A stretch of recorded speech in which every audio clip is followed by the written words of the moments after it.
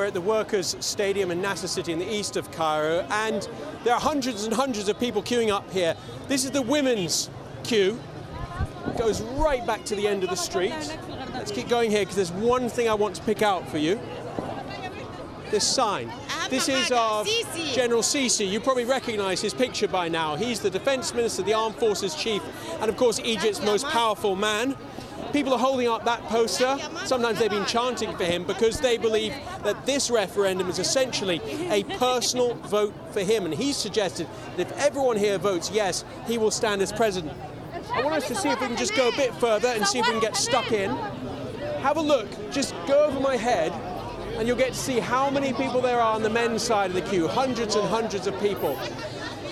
And they're all trying to jam and get inside the university. They're getting in one by one, which obviously takes some time. But let's also remember that there are people here who have decided to boycott the vote. There are some people, traffic's going on normally. Some of those people won't be voting. And it's difficult to tell the level of support that the Muslim Brotherhood might still have, because its supporters here are not going to come to the polls. They may stay at home. The No campaign has not been allowed to campaign at all. There are some Yes posters here. You might be able to see one across the road there. Can you see that there's two white banners? There's a green tick on the lower one. That's a remnant of the Yes campaign. That's an official poster which has been allowed to stay.